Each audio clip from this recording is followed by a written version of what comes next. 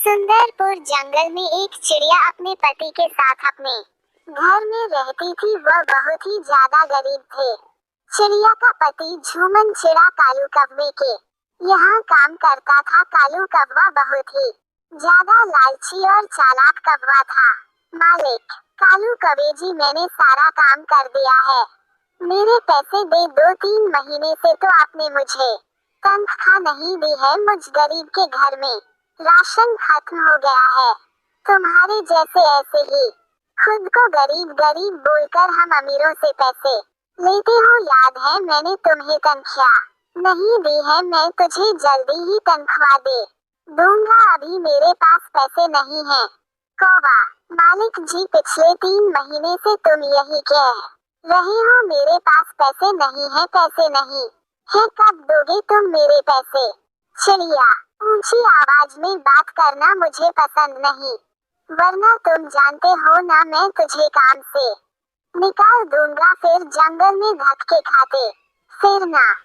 ये सुनकर चिड़िया वहां से चला जाता है। ना जाने पति जी कब आएंगे और कब राशन लेकर आएंगे। लगता है आज तो फिर से भूखे ही रहना होगा। चिड़िया का पति भी घर पहुंच जाता है।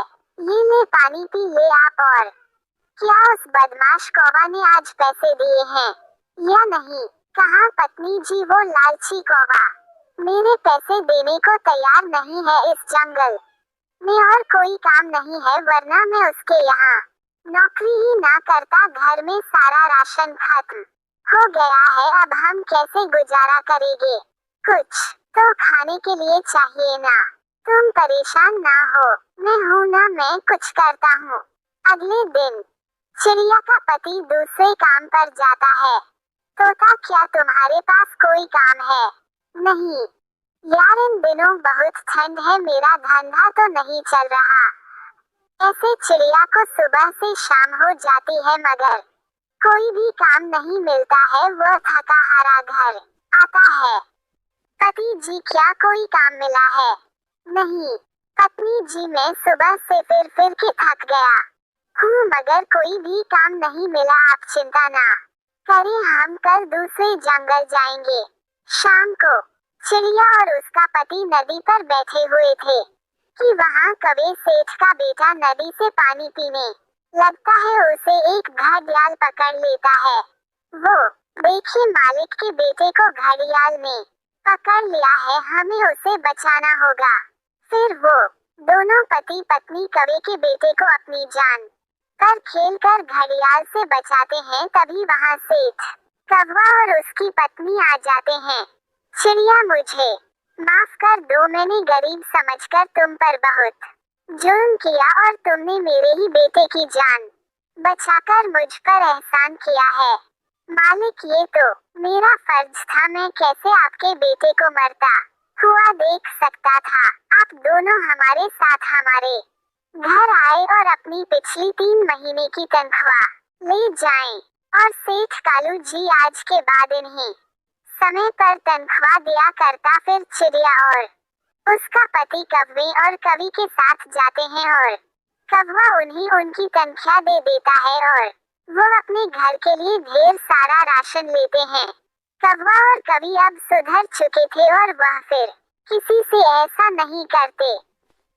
मीरपुर जंगल में चिड़िया, कबूतर और तोता पक्के दोस्त थे। वो एक साथ एक ही जंगल में रहते थे।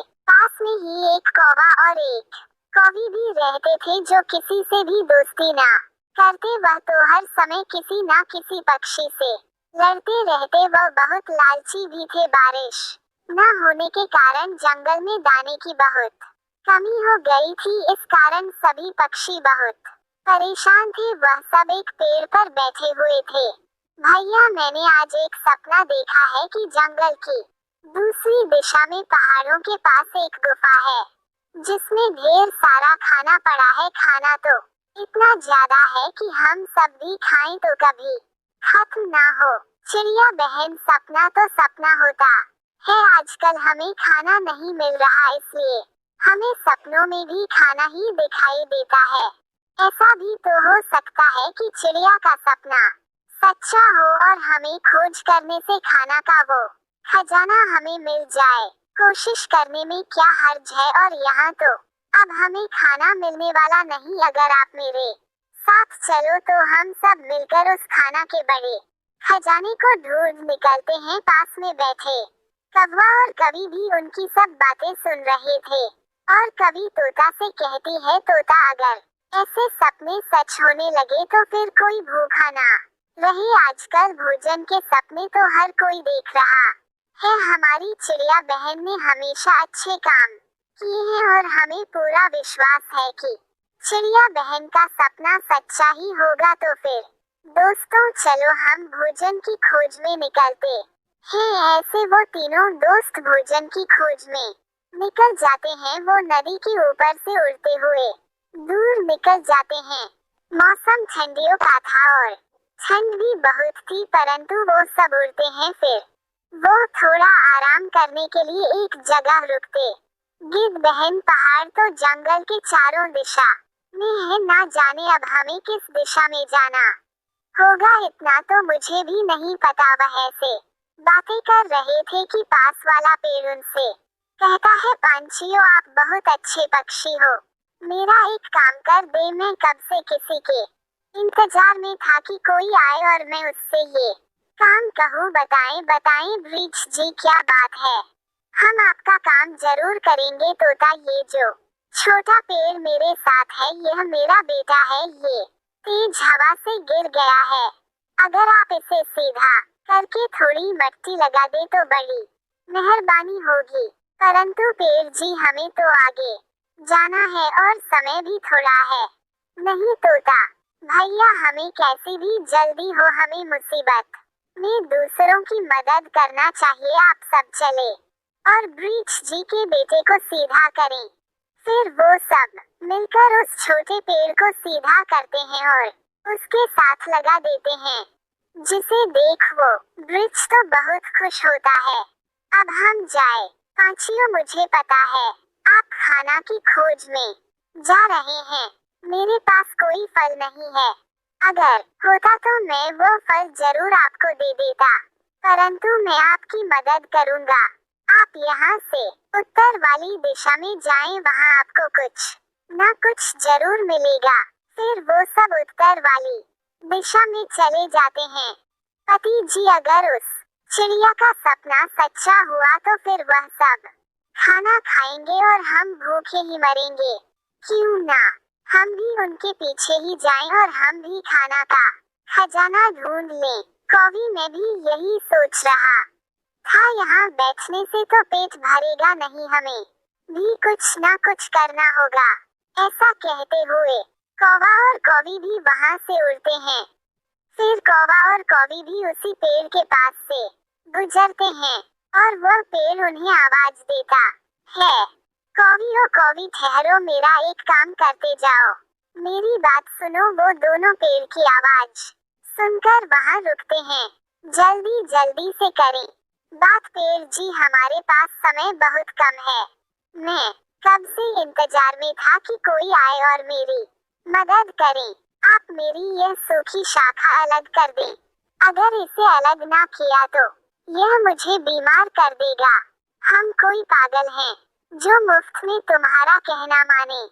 ये कहने के लिए तुमने हमारा समय खराब किया, जो हमें बदले में दे सको कमजोर पेड़।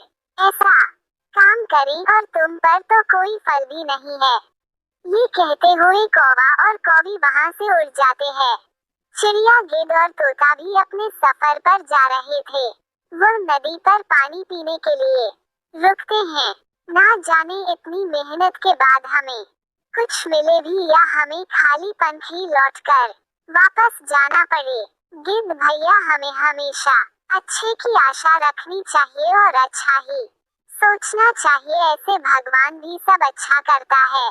वो उठने ही वाले थे कि झाड़ियों में एक बूढ़ी कबूतर उनसे कहती है, पक्षियों मेरी मदद करो, मैं कब से इन झाड़ियों में फंसी हुई हूँ, कोई मेरी मदद नहीं करता, किसी के पास समय ही नहीं, मुझे यहाँ से बाहर निकालो। ये सुनकर गिद्ध बोलता है, अगर हम बूढ़ी कबूतर को झाड़ियों से निकालने लगे तो हमें देर हो जाएगी, हमें जल्दी से आगे बढ़ना होगा। गिद्ध भैया आपने भी तोता वाली बात ही कि हमें खाना मिले ना मिले, देर हो या अंधेर, कैसी भी जल्दी हो, हमें दूसरों की मदद करना होगी। फिर चिड़िया अपनी चोंच से वो झाड़ियां हटा आती है और उस बूढ़ी कबूतर को वहां से आजाद करती है। जैसे ही चिड़िया बूढ़ी कबूतर को आजाद करती है तो वो बूढ़ी कबूतर एक सुंदर सी कबूतर में बदल जाती है, जिसे देखो सब तो डर जाते हैं। डरो ना पक्षियों, ये सब तो आपकी परीक्षण थी। वो पेड़ भी और बूढ़ी कबूतर भी अब आप जाएं। थोड़ी आगे मीठे फल आपका इंतजार कर रहे हैं। जाएं और अपने हिस्से के फल ले लें। परंतु सुंदर कबूतर, ये तो बताती जाओ आप कौन हो। मैं मदद करने वाली कबूतर हूँ, और जो पक्षी नेक होता है और दूसरों की मदद करता है, मैं उसकी मदद करती हूँ। अब आप जाएं, ऐसा कहते हुए वह कबूतर वहां से गायब हो जाती है। गिद्ध, तोता और चिड़िया भी खुशी खुशी वहां से आगे बढ़ते हैं। थोड़ा ही आगे उन्हें एक गुफा नजर आती है। वो सब उस गुफा में चले जाते हैं। गुफा में तो इतना ज्यादा भोजन और मीठे मीठे फल थे कि वो सब तो देख हैरान हो जाते हैं।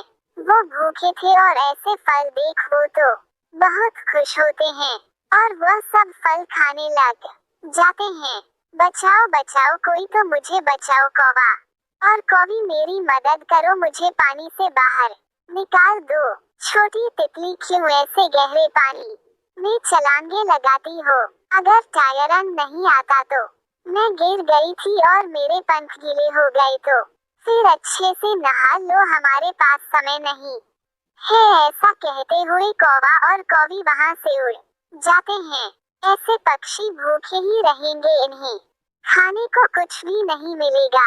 ऐसे ठंड के मौसम में कौवा और कौवी उड़े जा रहे थे कि उन्हें गिद्ध, चिड़िया और तोता मिल जाते हैं। रुको रुको पक्षियों, हमारी बात सुनते जाओ जी, बताएं कौवी बहन क्या बात है?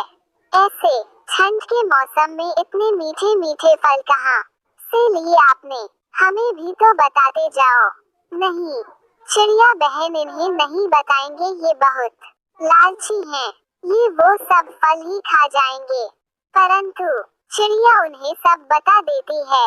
वह सामने गुफा में फल ही फल हैं, परंतु वह किसी लालची और बुरे पक्षी के लिए नहीं है। ऐसा कहते हुए वह सब अपने अपने फल लेकर वहां से उठते हैं। चल भी कौवी, पहुंच ही गए हम भी फलों तक। अब तो हम वो सारे फल ही खा लेंगे और साथ ले जाएंगे। वह उस गुफा में जाते हैं, परंतु वहां तो कुछ भी नहीं था। वहां तो वही पेड़ और वही तितली थी जो दूसरों की मदद नहीं करता, बुरे काम करता है। यहाँ उसके लिए कुछ भी नहीं है जो इतना जालिम हो कि किसी द्रव